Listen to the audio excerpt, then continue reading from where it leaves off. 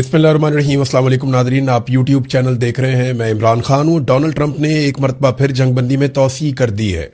यानी Donald Trump का तो अजीबोगरीब हाल कर दिया ईरान ने। ऐसा लगता है कि ईरान को बिल्कुल पता है और उसकी गहरी नज़र है कि डोनाल्ड ट्रंप पे अमेरिका में कितना दबाव है। अब वो इस दबाव को इस्तेमाल भी कर रहा है। ईरान को इस बात का आइडिया है कि अमेरिका दुनिया में तनहा होता जा रहा है, उसके पुराने सारे साथी उसको छोड़ गए हैं और इस वक्त आलमी सतह पे उसको वो हमायत हासिल नहीं है जो माजी में हुआ करती थी। जबकि डोनाल्ड ट्रंप की अपनी हुकूमत और पोजीशन अमेरिका के अंदर काफ़ी कमज़ोर है और वो मिड टर्म इलेक्शन जीतने की पोजीशन में भी नहीं है। इन सारी चीज़ों को देखते हुए और डोनाल्ड ट्रंप के और अमेरिका के बदलते हुए मुतालबात को देखते हुए ईरान ने साफ इनकार कर दिया। पाकिस्तान ने बड़ी कोशिश की, ईरानियों से बात की, अमेरिकन से बात की, बार बार बात की और कोशिश की किसी तरह ये मुज़ाकरात दोबारा इस्लामाबाद में हो। आबना हुर्मुज़ तो बंद है, रावलपिंडी भी बंद है। पिछले 3-4 दिन से रावलपिंडी के शहरियों का जीना हराम किया हुआ है और जो दोनों शहर हैं रावलपिंडी और इस्लामाबाद, वहाँ पे कभी छापे मारे जाते हैं, कभी रास्ते बंद किए जाते हैं, कभी मार्केटें बंद की जाती हैं। अजीबोगरीब सूरत हाल पैदा कर दी गई थी, लेकिन वो मुज़ाकरात जो होने थे वो नहीं हो पाए। यहाँ मेरे पास खबर है डोनाल्ड ट्रंप ने एक मरतबा फिर जंगबंदी का ऐलान कर दिया है कि जंगबंदी में मैं तौसीह कर रहा हूँ, लेकिन इस मरतबा उसने ड्यूरेशन नहीं बताया कि कितने अरसे के लिए किया है। देखिए जरा ट्रैक रिकॉर्ड आप देखें। पाकिस्तान ने रेस्क्यू किया है बार बार डोनाल्ड ट्रंप को। पाकिस्तान ने बार बार डोनाल्ड ट्रंप को फेस सेविंग दी है, वरना यहां पे तो कोई सुलह करवाने वाला भी नहीं है। यहां पे तो कोई ऐसा भी नहीं है जिसकी दरखास्त पे डोनाल्ड ट्रंप जंग करना रोक दे या लड़ाई से पीछे हट जाए। पिछली मरतबा आपको याद है डोनाल्ड ट्रंप को लड़ाई रोकनी थी तो डोनाल्ड ट्रंप ने पाकिस्तानी वजीर आजम को एक ट्वीट भेजा था जिसे as it is copy paste कर दिया था पाकिस्तान के वजीर आजम ने गलती से, और उसके बाद डोनाल्ड ट्रंप ने उसी का हवाला देते हुए जंग को रोक दिया था। और इस मरतबा फिर ऐसा ही हुआ कि पाकिस्तान के वजीर आजम से ही अपील करवाई गई और डोनाल्ड ट्रंप ने कहा जी ठीक है मैं एक दफा फिर जंग रोक देता हूं, और पाकिस्तान के वजीर आजम ने डोनाल्ड ट्रंप का शुक्रिया भी अदा कर दिया। ये 3 मरतबा हो चुका है। पहले यह हुआ था कि डोनाल्ड ट्रंप ने यह अनाउंस किया कि वो पूरी सिविलाइजेशन को तबाह कर देगा, वो तमाम पावर प्लांट्स को उड़ा देगा, तमाम पुलों को उड़ा देगा और ईरान को तबाही के इस तरह के मंजरनामे में बदल देगा। ईरान का मंजरनामा पूरा तबाही से ऐसे बदल देगा कि ईरान कई दहाइयों तक वापस खड़ा नहीं हो पाएगा। ये इस किस्म की बड़ी खौफनाक धमकियां डोनाल्ड ट्रंप ने दी थी। उन धमकियों के बाद ईरान ने डरने से इनकार कर दिया और ईरान ने कहा ठीक है जो आपने करना है वो आप करें। और फिर डोनाल्ड ट्रंप डेडलाइन देता रहा। पहले डोनाल्ड ट्रंप ने 2 दिन की डेडलाइन दी, फिर 6 दिन की डेडलाइन दी, फिर जनाब डेडलाइन को मजीद बढ़ा दिया और फिर पाकिस्तान की जानिब से एक ट्वीट आता और डोनाल्ड ट्रंप कहता है जी मैं 2 हफ्ते के लिए मजीद रुक रहा हूं। इन 2 हफ्तों के बीच में शुरू में मुज़ाकरात हुए जो नाकाम हो गए। डोनाल्ड ट्रंप ने फिर धमकाना शुरू किया कि दोबारा मुज़ाकरात में बैठो नहीं तो मैं ये कर दूंगा वो कर दूंगा, और ईरान मुज़ाकरात में नहीं बैठा। डोनाल्ड ट्रंप ने काफी धमकियां दी। पाकिस्तान के फील्ड मार्शल ईरान में गए, 3 दिन वहां पे रहे, उनसे बातचीत की और डोनाल्ड ट्रंप को बताया कि ईरान के फलां मसाइल है उनको आप हल करें। खास तौर पे जो बैरूनी नाकाबंदी की हुई है अमेरिका ने, मैं आज आपको मैप की मदद से दिखाऊंगा कि ये नाकाबंदी उन्होंने कहां की हुई है, इस पे ईरान के जो एतराजात थे वो भी बताए। और डोनाल्ड ट्रंप ने फिर जनाब फतह का ऐलान कर दिया और झंडे गाड़ दिए। ईरान ने फिर इनकार कर दिया। डोनाल्ड ट्रंप ने फिर धमकी लगाई, ईरान ने फिर इनकार कर दिया। और अब डोनाल्ड ट्रंप ने एक मरतबा फिर धमकी लगा दी थी। उसने कहा मैं पूरा मुल्क ही धमाके से उड़ा दूंगा अगर ईरान हमारे साथ कोई डील नहीं करता तो। साथ ही डोनाल्ड ट्रंप ने यह भी कहा था आज से 1 दिन पहले, यानी कल के दिन में डोनाल्ड ट्रंप ने कहा था कि मेरा कोई इरादा नहीं है कि मैं जंगबंदी के अंदर तौसीह करूं या जंगबंदी जो है वो जारी रहे। जंगबंदी खत्म हो जाएगी और दोबारा से हमला हो जाएगा। आज बुध का दिन है और आज जंगबंदी खत्म होकर दोबारा लड़ाई शुरू होना थी। ईरान ने भी इसकी तैयारी की हुई थी, लेकिन एक मरतबा फिर डोनाल्ड ट्रंप ने एक तरफा जंगबंदी का ऐलान कर दिया। और इतना बहाना क्या बनाया, डोनाल्ड ट्रंप ने मंगल और बुध की रात दोबारा ऐलान किया जंगबंदी का और यह नहीं बताया कि अब यह जंगबंदी कितना अरसा चलेगी। लेकिन इस मरतबा डोनाल्ड ट्रंप ने जो बहाना बनाया वो बहाना यह बनाया जनाब कि ईरान की क़यादत जो है उसके अंदर आपस में कुछ थोड़े बहुत इख्तलाफात हैं और वो किसी नतीजे पर पहुंच जाए, फिर वो हमारे साथ मुज़ाकरात करेंगे। अंदाजा करें कि डोनाल्ड ट्रंप की धुर बना के रख दी है ईरान ने। कैसी दुर्गत बनाई है कि अब बेचारा बहाने ढूंढता है कि किसी तरह मैं जंगबंदी कर लूं। सुपर पावर था इनका मुल्क, कितनी इज्जत थी इनके मुल्क की, कितनी ताकत इनके मुल्क की मानी जाती थी पूरी दुनिया में, लेकिन टके टोकरी हो गए। और अब वो पाकिस्तान की मिन्नत तरला करते हैं। पाकिस्तान वो जो 1-1 अरब डॉलर के लिए कोशिश करता रहता है, हमारा मुल्क गरीब मुल्क है, कमजोर मुल्क है और एक जाली हुकूमत है पाकिस्तान में बेशक, लेकिन ऐसे मुल्क से भी डोनाल्ड ट्रंप बेचारा मदद मांगता रहता है। पाकिस्तान अच्छी बात है, चलो मदद कर देता है। अच्छा, डोनाल्ड ट्रंप ने कहा इस हकीकत की बुनियाद पर कि ईरान की हुकूमत शदीद अंदरूनी तकसीम का शिकार है जो कि गैर मुतवक्के नहीं है। फील्ड मार्शल आसिम मुनीर और शहबाज शरीफ की दरखास्त पर हमें कहा गया कि ईरान पर हमले को इस वक्त तक रोक दे जब तक उनके रहनुमा और नुमाइंदे एक मुतहदा तजवीज पेश ना कर दे। अंदाजा करें आप, ईरान के अंदर आपको कोई इख्तलाफ नजर आया अब तक? उनकी सारी की आदत लगभग एक जैसी बात करती है। कोई थोड़ी सी नरम बात करता है, कोई थोड़ी सी सख्त बात करता है। ईरानी मीडिया में या अरब मीडिया में कोई ऐसी चीज आपको दिखाई नहीं दी, लेकिन अमेरिका के अंदर इख्तलाफात की खबरें पूरी दुनिया का हिस्सा बन रही हैं। सारी दुनिया को पता है कि शदीद तरीन इख्तलाफात हैं अमेरिका के अंदर। बार बार वहां पे कभी इस्तीफे सामने आ जाते हैं, कभी आर्मी चीफ को वहां से ओहदे से हटा दिया गया, 21 जर्नैलों को फारिग कर दिया गया। ये सारा कुछ तो अमेरिका में हो रहा है। ईरान में तो उनके लोग मारे गए, इसके बावजूद वहां पे कोई इख्तलाफ सामने नहीं आया। बार डोनाल्ड ट्रंप ने अब ईरान के अंदरूनी इख्तलाफात को बहाना बनाकर जंगबंदी को आगे बढ़ा दिया। भाई अगर अंदरूनी इख्तलाफात थे तो ईरान कोई रिक्वेस्ट कर देता ना कि जंगबंदी मजीद बढ़ा दे। ईरान ने जंगबंदी बढ़ाने की रिक्वेस्ट नहीं की, बल्कि ईरान ने इस मर्तबा जो फाइनल धमकी है वो ईरान ने दी हुई थी।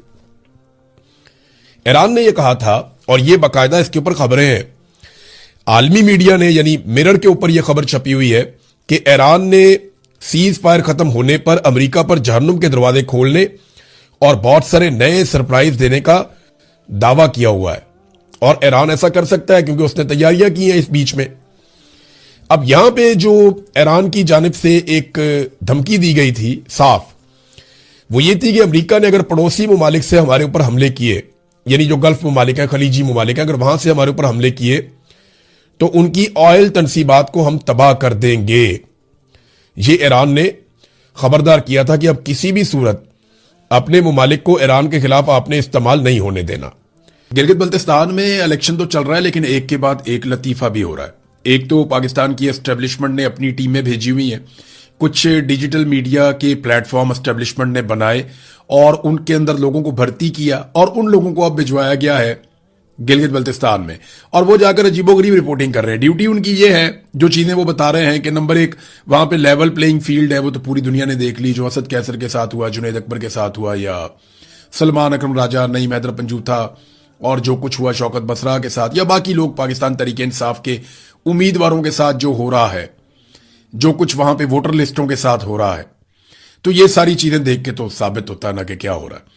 बहरहाल ये साबित करने के ऊपर तुले कि मुकम्मल आजादी है, जो मर्जी करो वहां पे गिलगित बल्तिस्तान में, आप जितने मर्जी झंडे लगाओ पाकिस्तान तरीके इंसाफ के, आपको रोकने वाला कोई नहीं है।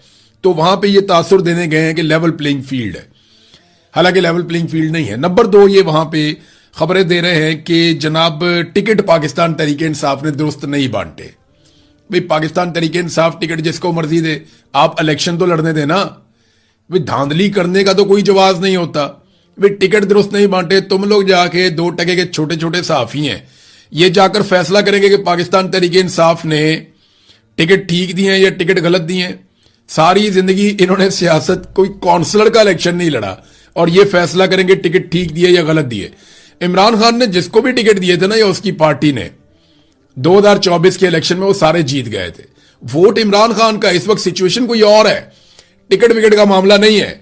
देखो शेर अफजल मरवत जैसे लोग जीत कर असेंबली के अंदर पहुंच गए थे, तो वो टिकट इमरान खान ने, उनकी पार्टी ने टिकट ही दिया हुआ था ना। बहुत सारे लोग खुद ये कहते हैं कि हमारी तो औकात ही नहीं थी, हमें तो इमरान खान साहब ने टिकट दे दिया या उनकी पार्टी का टिकट मिल गया तो हम जीत गए। नंबर 3, ये तासुर दे रहे हैं कि नून लीग और पीपल्स पार्टी बहुत ज्यादा मकबूल है।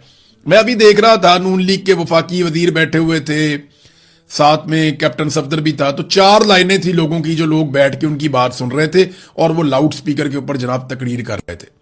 जितने लोग बैठे हुए थे ना, उनसे एक कमरे के अंदर बैठ के भी बात हो सकती है, या जितने लोग बैठे हुए थे एक हॉल के अंदर, कमरा नहीं तो चले हॉल लगा लें, एक हॉल के अंदर बैठ के बात हो सकती है, बगैर माइक के, स्पीकर के, लाउड स्पीकर के बगैर भी बात हो सकती है। और एक ये तासुर दिया जा रहा है कि वहां के लोगों को कोई एतराज नहीं है जो कुछ भी हो रहा है। ये तो पता चलेगा जब आप धांधली करेंगे और वहां पे जुड़लू फेरेंगे, तो उसके बाद क्या होता है। तो एक के बाद एक लतीफा आ रहा है। अभी कैप्टन सफदर साहब जनाब एक तकरीर कर रहे थे, जिसका मैंने आपको हवाला दिया। वहां पे खुर्रम दस्तगीर बैठे हुए थे, आबिद शेर अली थे, अमीर मुकाम थे और दीगर कुछ और लोग भी थे। ये फेडरल मिनिस्टर्स हैं, ये लोग वहां पे मौजूद थे। और कैप्टन सफदर ने तकरीर करते हुए भारत के 100 तैयारे गिरा दिए। यानी कैप्टन सफदर की तकरीर की समझ नहीं आती, कभी इधर को जाता है, कभी इधर को जाता है, कभी उधर को जाता है, कभी बदवा देते थे शरीफ खानदान को, कभी जरदारी को बदवा देते, कोई समझ नहीं आती कैप्टन सफदर जा कहां को रहे। कभी ये कहते हैं जिसने पाकिस्तान को लूटा या अल्लाह उन्हें बर्बाद कर दे, साथ ही मियां साहब की तबीयत खराब हो जाती है, वो जनेवा चले जाते हैं। तो कैप्टन सफदर की तो बदवा भी बड़ी खौफनाक लगती है। बहरहाल कैप्टन सफदर ने कहा जी भारत के 100 तैयारे तबाह कर दिए हमने लड़ाई में। अब ये तैयारे तो इतनी तेज तो डोनाल्ड ट्रंप ने इतनी लंबी छोड़ दे जितनी लंबी कैप्टन सफदर ने छोड़ दी है। ये सारे छोड़ू ही है मुझे लगता है। मरियम नवाज आती है, इतनी लंबी लंबी छोड़ती है, बंदा हैरान हो जाता है। कैप्टन सफदर उनका शौहर, वो छोड़ता है, बंदा हैरान हो जाता है। पता नहीं इनके बच्चे कल को क्या करेंगे। ये पूरी छोड़ू खानदान है। नवाज शरीफ ने इतनी इतनी लंबी छोड़ी, इतने 100 अरब कुर्बान, फलाने इलाके के ऊपर कुर्बान, खैबर पख्तूनख्वा वालों ये पैसे कुर्बान, फलानी जगह पे ये पैसे कुर्बान हो। मियां नवाज शरीफ ने कर कर तकरीरें पूरे पाकिस्तान में 1000 एयरपोर्ट बना दिया था इलेक्शन कैंपेन में पिछली मरतबा, तो वो कुछ भी नहीं हुआ बाद में, किसी को कोई पैसा नहीं दिया। तो बड़ी लंबी लंबी छोड़ते हैं। शहबाज शरीफ ने कितनी लंबी लंबी छोड़ी, जरदारी को सड़कों पे ना घसीटा तो मेरा नाम शहबाज शरीफ नहीं है। फिर शहबाज शरीफ ने एक और बड़ी लंबी छोड़ी, अपने कपड़े बेच दूंगा, कौम को गरीब नहीं होने दूंगा। उसके बाद हमने देखा कि बड़े बड़े डिजाइनर सूट पहन के वो आसिम मुनीर साहब के साथ वॉक करते हुए टिकटॉक बनाते हैं। और वो टिकटॉक जनाब हुकूमती अकाउंट्स, वो पूरा पैसा खर्च करते हैं, पूरा जोर लगाते हैं उनको वायरल करने के लिए भी। सूरत हाल ये है। अब ये कैप्टन सफदर ने छोड़ दिए जनाब 100 तैयारे इंडिया के हमने तबाह कर दिए। ना इस बात का इंडिया को पता है, ना पाकिस्तानी फौज को पता है। ये तो पाकिस्तानी फौज का मजाक उड़ा रहे हैं एक तरह से। अब जितनी लड़ाई हुई है, जैसी लड़ाई हुई है, उसको वैसे ही रहने दें। एक कामयाबी अल्लाह ने पाकिस्तान को दी है, आप उसको एग्जेजरेट कर करके क्यों मशकूक बना रहे हैं। तो कैप्टन सफदर ने जनाबे अली अब 100 तैयारे तबाह कर दिए। सराजुल हक साहब ने वहां पे एक हक कोई की है और ठीक बात की है। जमात इस्लामी के साबिक अमीर हैं सराजुल हक साहब। और मैं आपको एक बात बताऊं, जब मैं जबरी तौर पे लापता होकर वापस आया ना अपने घर में, तो बड़े सियासतदान मुझे छुप छुप के फोन करते थे, सहाफी भी, एवं डर डर के। उन्हें पता था वो मुझे मिलने के लिए आएंगे, उनके लिए प्रॉब्लम हो जाएगा। बहुत सारे लोग मुझे मिलने नहीं आते थे। सहाफियों ने तो फिर भी हौसला किया। सियासतदान डरते थे मुझे मिलने आने के लिए। वो सोचते थे कि इमरान रियाज को मिलने के लिए जाएंगे तो हम जेर अताब आ जाएंगे, हमारे लिए मुश्किलात बढ़ जाएंगी। तो उस वक्त सराजुल हक साहब सबसे पहले मेरे घर आए थे, जमात इस्लामी के अमीर। तो सराजुल हक साहब आए थे, उन्होंने आकर अफसोस भी किया और जो कुछ मेरे साथ हुआ पूरी बातचीत मेरे से उन्होंने सुनी भी। तो सराजुल हक साहब ने वहां पे हक की बात की है। उन्होंने बिलावल को कहा कि शर्म आनी चाहिए आपको कि पाकिस्तान तरीके इंसाफ के हाथ बांधे हुए हैं और आपको इजाजत दी हुई है कि आप इनके मुंह के ऊपर बुक्के मारें और आप वो करते चले जा रहे। वैसे सिचुएशन भी यही है कि जो बड़ा खिलाड़ी है, मेन खिलाड़ी है, उसको मैदान से आउट करके बाकी सारों को खुला छोड़ा हुआ है, जाओ मौजें करो, जो दिल करता है वो जाके वहां पे करो। इन्हें फ्री हैंड दिया हुआ है, इमरान खान के हाथ बांध के पंचिंग बैग बना के इनको दिया हुआ है कि आप इमरान खान को मुक्के मारो। और ये ऐसे बेशर्म है कि ये मार रहे हैं और इन्हें शर्म भी नहीं आ रही कि कल को इसी लेवल का जुल्म इनके साथ हो चुका है। लेवल तो बहुत फर्क है एक्चुअली। जुल्फिकार अली भुट्टो की फांसी, बेनजीर भुट्टो की शहादत, ये दो बहुत बड़े सदमे हैं पाकिस्तान पीपल्स पार्टी के साथ। लेकिन वो भुट्टो की पॉलिटिकल पार्टी थी, आजकल जरदारियों का राज है इस पार्टी के ऊपर। तो इनके साथ, जरदारियों के साथ तो कोई ऐसा जुल्म नहीं हुआ। हाँ, बिलावल की वालदा शहीद हुई हैं, लेकिन इनका तर्ज अमल वो नहीं है जो बेनजीर भुट्टो का था। जमहूरियत के बारे में इनकी सोच भी वैसी नहीं है। बहरहाल जो टाउट सहाफी हैं वो वक्त से पहले कुछ गवाहियां भी देना शुरू हो गए हैं और वो गवाहियां दे रहे हैं कि किसी सूरत भी पाकिस्तान की एस्टेब्लिशमेंट पीटीआई को गिलगित बल्तिस्तान में और कश्मीर में हुकूमत नहीं बनाने देगी। और यही बात हम आपको कई हफ्तों से पहले से बता रहे हैं कि पाकिस्तान की मिलिट्री एस्टेब्लिशमेंट ये बात कभी भी बर्दाश्त नहीं कर सकती और ये बात कभी भी उन्हें काबिल कबूल नहीं है कि गिलगित बल्तिस्तान और कश्मीर जैसे हसास इलाकों में कोई कठपुतली हुकूमत ना हो और कोई ऐसी हुकूमत हो जो सवाल पूछे, जवाब मांगे, कोई ऐसी हुकूमत हो जो आजादाना तौर पे अपने फैसले करे, अपने लोगों का हक मांगे। तो ऐसी हुकूमत जो है वो सूट नहीं करती पाकिस्तान की एस्टेब्लिशमेंट को। उन्हें एक कमजोर और कठपुतली हुकूमत सूट करती है इन इलाकों में, तो वो इसके लिए पूरी कोशिश करेंगे। नाज़रीन, नवाज शरीफ साहब गिलगित बल्तिस्तान के अवाम के साथ वादे करके इलेक्शन से पहले ही जिनेवा निकल गए अपने इलाज के लिए। गिलगित बल्तिस्तान के लोगों को कह रहे थे आपको अस्पताल दूंगा, आपको इलाज दूंगा, आपको तालीम दूंगा, और खुद अपने इलाज के लिए मियां साहब इलेक्शन में वोटिंग से पहले ही गिलगित बल्तिस्तान से निकलकर जिनेवा चले गए। इतलात के मुताबिक कुछ जराए ये बता रहे हैं कि नवाज शरीफ साहब जिनेवा सिर्फ इलाज के लिए नहीं गए, अभी उन्हें कुछ और लोग भी आकर ज्वाइन करेंगे और पाकिस्तान से जाएंगे और जाकर ज्वाइन करेंगे। जब ज्वाइन करेंगे तो आपको मेरी खबर की तस्दीक हो जाएगी। जो इतला आ रही है वो ये है कि पाकिस्तान से कुछ और लोग जाएंगे, जाके नवाज शरीफ को ज्वाइन करेंगे अपने इलाज के लिए। ये अभी तक खानदान कब से इक्तदार में, देखें नवाज शरीफ एक्साइज मिनिस्टर, वजीर खजाना, फिर नवाज शरीफ जो है वजीर आला, फिर नवाज शरीफ 3 मरतबा वजीर आजम, 3 मरतबा शहबाज शरीफ वजीर आला, हमजा शहबाज 1 मरतबा वजीर आला, शहबाज शरीफ 2 मरतबा वजीर आजम, फिर हमजा शहबाज के बाद मरियम नवाज वजीर आला। इस खानदान ने इक्तदार के इतने लोशे और इतने मजे लिए हैं, लेकिन ये खानदान पिछली 4-5 दिहाइयों से इक्तदार में होने के बावजूद आज तक एक अस्पताल नहीं बना सका जिसमें इस खानदान का इलाज हो जाए। आज भी इनको इलाज करवाने के लिए ये बाकायदा खबर जारी करते हैं कि इलाज करवाने के लिए यूरोप निकल गए, तो आज भी इलाज के लिए यूरोप जा रहे हैं। तो ये इनके ऊपर बोझ है। एक आम पाकिस्तानी जिसके पास पैसा है, अगर वो अपना इलाज करवाने के लिए पाकिस्तान से बाहर जाता है, आप उसका गिरबान नहीं पकड़ सकते। वजह यह है कि उसको लगता है पाकिस्तान में वो फैसिलिटी नहीं है, जो पाकिस्तान से बाहर है वो जाए, जाकर अपना इलाज करवाए, अपने पैसों से जा रहा है ना।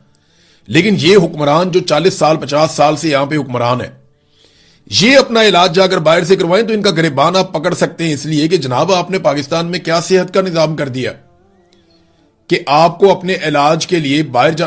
फर्ज करें ना जर्मनी का एक बड़ा सियासतदान उठे और वो इलाज करवाने के लिए फ्रांस चला जाए या किसी और मुल्क में चला जाए, तो वो अपनी तौहीन और बेइज्जती समझेंगे। चीन का सदर उठे और कहे जी मैं इलाज करवाने के लिए जा रहा हूं अमेरिका, तो ये वो अपनी बेइज्जती समझेंगे। ये गलत बात है। दुनिया के अंदर ऐसे नहीं होता, लेकिन पाकिस्तान के अंदर ये होता है और हमने बार बार ये होता हुआ देखा है। बहरहाल मियां साहब निकल गए। मियां साहब के साथ हुई बहुत बुरी है। मियां साहब अपने पूरे सियासी करियर में जो बनना चाहते थे, इमरान खान साहब एक छलांग मार के वो बन गए। हालांकि मियां साहब को बार बार ये बनने का मौका मिला कि पाकिस्तान में उनका तोती बोलता हो, हर आदमी उनसे प्यार करता हो, नौजवान नस्ल उनके लिए पागल हो और लोग उनके लिए जान कुर्बान करने के लिए भी तैयार हो जाएं। मियां साहब को बार बार इस बात के लिए मौका मिला, उन्हें यह लड़ाई प्लेट में रखकर मिली, लेकिन मियां साहब ने इस लड़ाई को एक मर्तबा भी नहीं लड़ा, बल्कि हर मर्तबा वो पीठ दिखाकर पाकिस्तान से बाहर भाग गए। और अब लोगों से शिकवा करते हैं कि मुझे भागना क्यों पड़ा। यानी आप लोगों से शिकवा, इमरान खान ने क्या कहा था? उसने कहा था कि मैं अकेला भी रह गया तो मैं अपनी आखिरी सांस तक लड़ूंगा। वो अपना वादा पूरा कर रहा है।